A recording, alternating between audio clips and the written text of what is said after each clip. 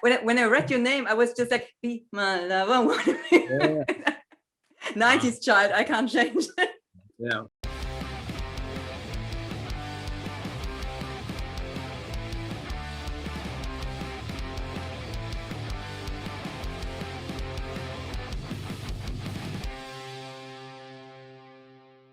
My first question, I think it's a typical question, but I ask everybody, how are you at the moment? The current situation is a little bit weird, I think.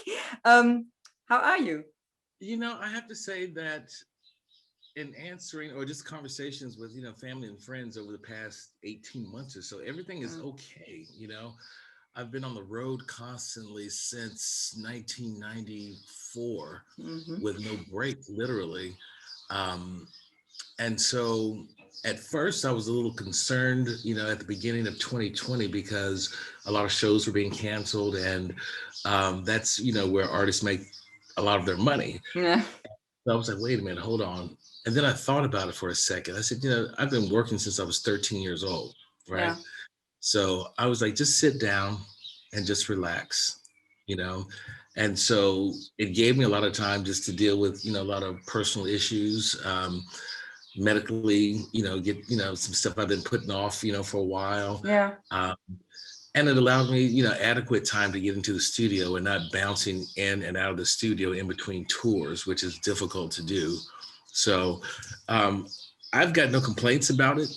It's unfortunate that, we've lost a lot of lives over the past 18 months, but um, that would be the only downside, that I would look at. But for the most part, I've been able to spend, more time with family and friends, and focus on the things that are really, truly important, in life, other than just making money and, reaching success constantly, So.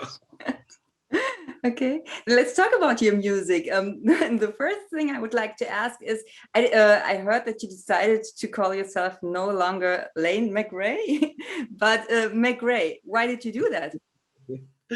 Well, interestingly enough, my full name is Donald Lane McCray Jr. So when I first started reinventing myself, I must have been about 21. I was trying to distance myself from, my father, and I didn't want to be called Donald Jr. or DJ or Junior or whatever. So then I started using D Lane McCray. And then it went to Don Lane, and then it went to D.L. McCray, and then it just went to Lane McCray.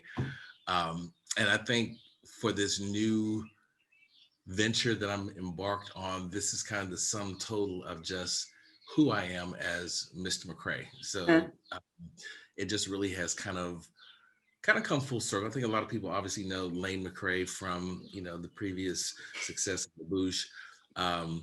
And I just think McCray has a more generic sound as a band, and not project or, a studio concoction, if you will.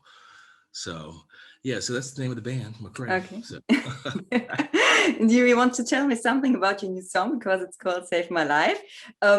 What is the song about? Tell me something about it. Well, music has a way of deciding what it is to whoever's listening to it. And for me, there have been a variety of people and things and situations that have saved me from myself, over the years. And for me, this is kind of reflective, like I'm looking in a mirror. Because over the last 18 months, there have been some times where I just kind of questioned life and, what was the purpose and what's the meaning of it?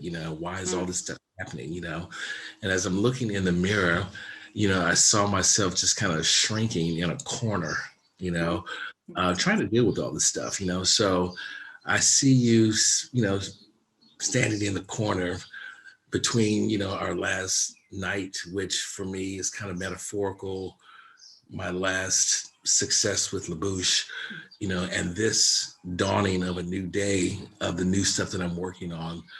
And that has sincerely saved me from such repetition and, what people know you for generally, they want you to kind of stay in that bubble, they don't want you to grow, And I think that's the struggle for a lot of artists that come out in a specific genre or, you know, style. And if you try to break off and do something different, it's like, hold up, what are you doing? You know, we want Euro dance, you know? And I'm like, you know, I'm Euro dance, I'm EDM, I'm house, but I'm also these other things. So, um, but for me, looking in the mirror, saying that you are going to save my life, I'm saving myself, you Okay. know, whatever, you know. Cool. Okay. You talked about your success with the Bush, which was it was great. But are you nervous when you yeah when I read your name, I was just like, be my lover, wanna be Yeah. 90s child, I can't change. Yeah. um, but when you talk about your current projects or when you're working on your new songs, are you nervous because you want to be as good as you were in the 90s? You know, it's not really nervous, but I think it's a little apprehension when it comes to being judged, you know, and we're in a Mm, business where we're constantly being judged by, you know, the way we look, the way we sound, you know, or whatever. So mm, there's a little apprehension with that. It took a few years, honestly, I have to say, you know, once, you know, I started delving more into the vocal side of singing instead of rapping for people mm, to actually take me seriously, you know, yeah. because before I was a rapper, I actually was a singer, you know, and I like all of it and do all of it, but this is just another extension of who I am. So I wouldn't say that I was nervous, you know. In the past, where I've released some, LaBouche has released some new material, you know, and everyone, unfortunately, you know, vividly has the memory of Melanie embedded in their minds, which is great. Um, and you know, a lot of the comments, you know, that would read like on YouTube or, you know, this is not Melanie, you know, this is not LaBouche. Mm, Um, and you know, and I answer all this stuff personally, you know, and I take it personally because you know I've been a part of that since its beginning. And you know, I ask these people that have negative comments, you know, well, what would you have me do? You know, mm, this is the best way I feel to keep the memory of Melanie and LaBouche alive. So, um, or you know, it's they want a Euro mix of it. It's too American. It's too UK. You know, it's too something. You know, and they just want that. it's always Um, two. Yeah. yeah. So, Yeah. but yeah, I wouldn't say that there's any nerves or whatever. You know, I just always put music out there that I hope will resonate with people and that they will like. And I'm not naive enough to think that everyone is going to love everything that I do, you know, Yeah. uh, because you like what you like, you know. Mm. I just sometimes wish people would, if you don't like it, you know, my mother used to always say, um, it's best not to say anything. So, Yeah. What do you think when you think about the 90s? Because your new projects seem to be, yeah, this kind of cut that you talked about. But what do you think when you think back about the 90s, about Melanie, about LaBouche, and so on? yeah, you know, I have to say that I have fond memories. You know, this was the grand time of Eurodance, you know, and the people that I've met, you know, on and off the stage, that I'm still in contact with has been a tremendous source of support, you know, for two poor kids like me and Melanie, you know, coming from, you know, America to Europe to live and to find success in what we're doing, was tremendous, you know. Mm. And I just always remember Melanie and I both saying that we just wanted to be on the ground. We never believed the hype around the success. You know, we never had these big entourages and security and all this other stuff. We did our own shopping. You know, we were very accessible, if you will, and that's kind of the way I still am today. But the '90s has become a genre into itself. You know, like we had, you know, rock and roll in the '50s, we had jazz in the '40s, we had disco in the '70s. The '90s is definitively a genre now, you know, and I remember thinking when I first came to Europe in 1991 that the music over here was so fast. You know, how do you dance to this? You know, because the dance music in the USA was a much slower. Yeah. But then I started hearing people like, Jocelyn Brown, Martha Wash, Robin S., Crystal Waters, CeCe Peniston, the Weather Girls, and that kind of vocal over this kind of music. And I was like, okay, that's pretty cool, you know. Um, and then when I met Melanie in the spring of 1994, you know, we were singing together in a cover band called Groovin' Affairs in Zarland.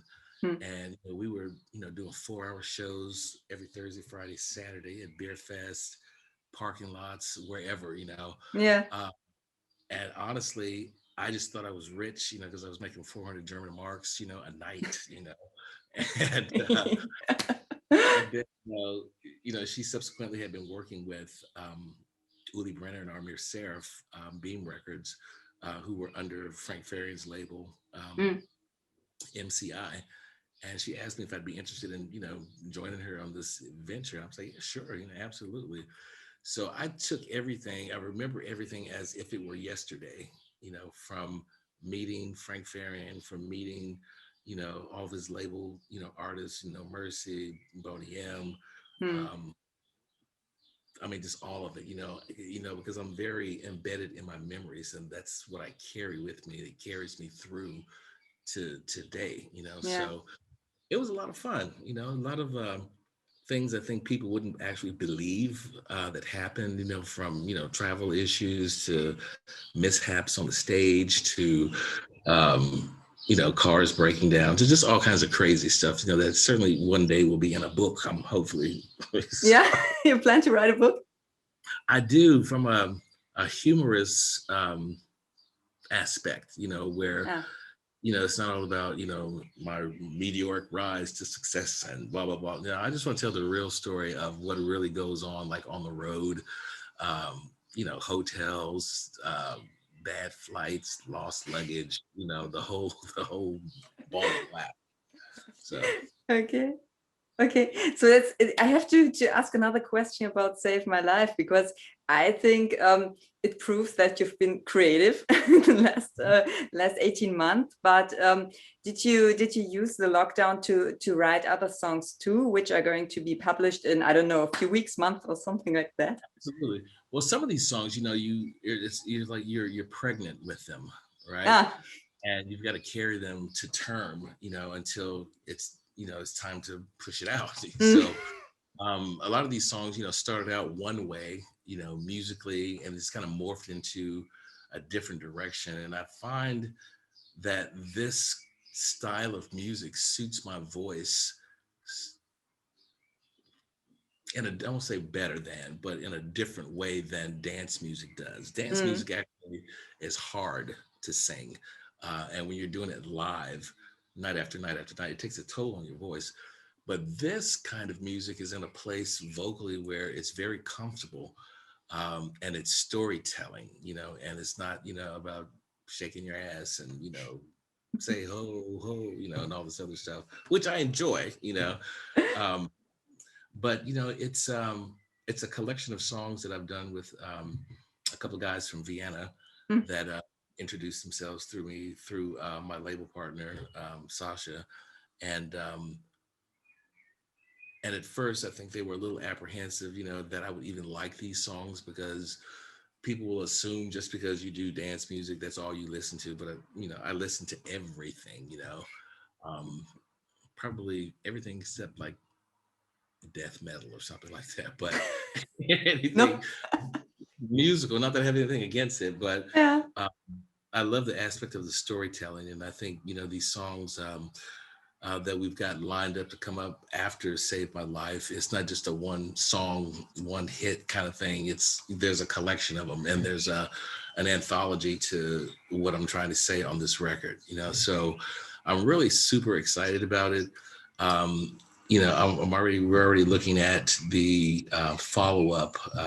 I keep running, which is about people dealing with loved ones who are slipping into dementia, Mm. um, Alzheimer's, a heavy subject, but musically it's kind of light. So you really have to listen, you know, to hear what that is. And there's a few other songs that are still, you know, in the can in that direction. And I'm actually still recording some songs. You know, people are sending stuff, you know, left and right. Um, and I'm excited, you know, just trying to find the time to get into the studio and do it all. because I don't actually, it's one talent that I wasn't blessed with. That is not being behind an engineering board. I just go into the studio. So my engineer's availability is, I rest on him when I can get in there and do that. Yeah. So, and it looks like I'm going back to work in a couple of weeks. So I'm going to be back on the road. So, I'm looking at different locations like in the US and wherever I'm going to be able to record, because that's honestly one of my favorite things to do, is be in the studio Recording and creating, okay. because you may have a song like Save My Life. I would go in and I would sing it, and then I would take it home and I would sit with it for a while, and then I would go back in and then I would add some stuff. So I love the creative process of building it. I just love it. So. Yeah. And are you planning to go on tour afterwards with your songs? No, I really, right now I think we're pushing to radio, and we've got a couple of radio shows that are hopefully coming up with band or unplugged, to showcase these songs. So I guess touring would be predicated on the success. If people are hearing it on the radio, and if there is a want, need, or desire to see me, then we can start booking those things. And I'm not looking for the 200,000 seat stadiums like LaBouche used to do, but something a bit more intimate. I've always said that I don't care if it was 2 people or 100,000 people. I prefer the more intimate crowd, a few hundred to 500, just really where you can actually see people and actually talk to people, and connect with them. So I really, that's what the plan is to go on a small tour to do radio shows. And so it just is one of those things we have to wait and see.